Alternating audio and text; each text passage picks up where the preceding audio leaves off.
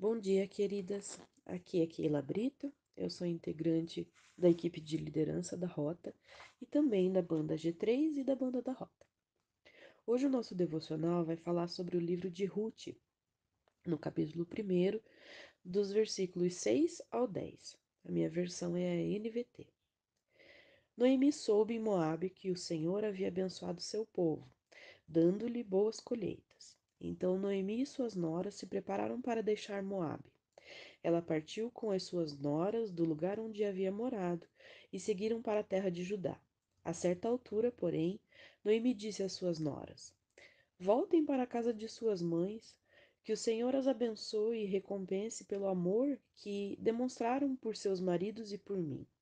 Que o Senhor as abençoe com a segurança de um novo casamento.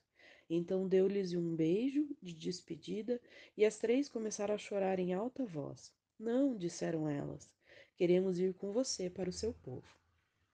Para entendermos o contexto aqui, o território de Judá ele passava por um período de muita fome, porque o povo tinha se desviado dos caminhos do Senhor. Então o marido de Noemi, Elimeleque, decidiu partir para Moabe. Moabe era uma cidade localizada a mais ou menos 120 quilômetros de Belém, a cidade natal deles. Lá eles tiveram filhos, os filhos se casaram com mulheres da região, com as moabitas, e passado alguns anos, Elimeleque e os dois filhos vieram a falecer e deixaram assim, então, viúvas Noemi e as suas noras Orfa e Ruth. Naquela época, a sociedade ela era regida por um sistema patriarcal, ou seja, os homens eram os únicos aptos a conduzir a vida política, econômica, moral e social daquela região, considerando então as mulheres inaptas a liderar uma família. No caso do sistema patriarcal, se o patriarca viesse a falecer, os filhos tornavam-se responsáveis pelas mulheres da família. Porém, se por acaso a viúva não tivesse filhos, aplicava-se a lei do levirato, que obrigava o irmão do falecido a se casar com a viúva, assumindo o cuidado dela, e se por acaso a viúva viesse engravidado, então o cunhado, que agora seria o novo marido, o filho primogênito deveria ser tratado como filho do irmão falecido.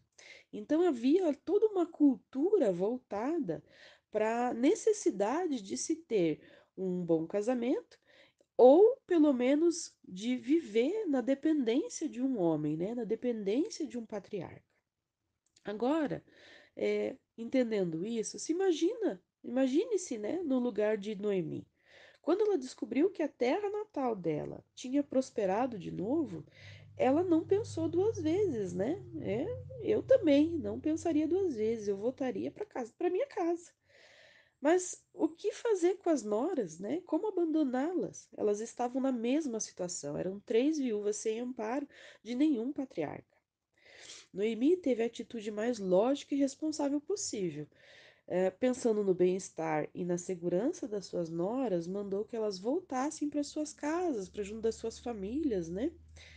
Não, ela não podia se responsabilizar por um possível fracasso na vida daquelas mulheres. Ela já estava com uma idade avançada, ela não podia nem mesmo se casar de novo. Foi então que eu acredito que as suas noras perceberam que o futuro seria muito difícil para aquelas três mulheres. Tanto que, apesar de toda a tristeza, a órfã aceitou o conselho da sua sogra e retornou para a casa da sua mãe em Moabe. Ruth, por sua vez, insistiu em seguir a mãe do falecido marido. É, é uma história muito comovente porque, imagina, Noemi devia ser uma mulher muito, mas muito amorosa, muito agradável. Esse é o significado do nome dela, né? Agradável. Somente sendo uma mulher muito, mas muito querida para uma nora deixar sua terra natal e, de uma forma tão insistente, seguir sua sogra. Eu, particularmente, eu amo a minha sogra, eu respeito muito ela, mas eu dificilmente eu ia acompanhar ela para uma outra cidade sem o meu marido e ainda mais sabendo que a minha mãe me aceitaria de volta na casa dela, né? A verdade é que Noemi conseguiu gerar um senso de lealdade nas suas noras. Para Ruth, era inimaginável deixar sua sogra sozinha. Além do mais, Noemi apresentou seu Deus para sua nora.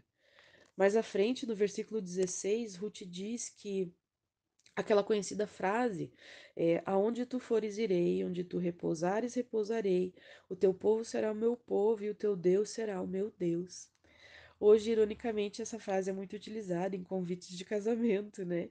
Mas ela foi dita de uma nora para uma sogra.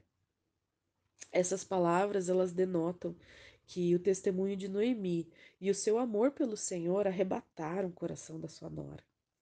Você já percebeu que se Noemi não tivesse decidido voltar para Belém, Ruth provavelmente não apareceria na genealogia do nosso Salvador?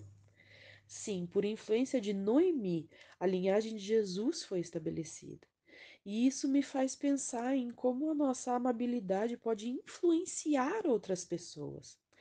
A palavra rema deste mês, em nossa igreja fala que vem o teu reino, somos servos do amor. Temos demonstrado o amor de Jesus àqueles que convivem conosco de uma forma assim, tão viva e tão verdadeira, ao ponto de influenciar o seu futuro. Será que a minha família me reconhece pelo meu amor ou pela minha amargura? Nós precisamos fazer a diferença dentro das nossas casas. Precisamos fazer com que os nossos familiares sintam prazer em nos acompanhar. Precisamos refletir Jesus em todas as nossas atitudes ao ponto de arrebatarmos o coração dos nossos maridos, filhos, genros, noras. 1 Pedro 1,4 diz: acima de tudo, porém, revistam-se do amor, que é o elo perfeito. Que sejamos agradáveis, né, queridas? Vamos orar? Senhor, nessa manhã nós te pedimos perdão. Perdão se em algum momento deixamos de refletir o seu amor. Cura as nossas feridas e transforma o nosso coração. Enche-nos do teu Espírito Santo até que não haja mais espaço para as amarguras dessa vida.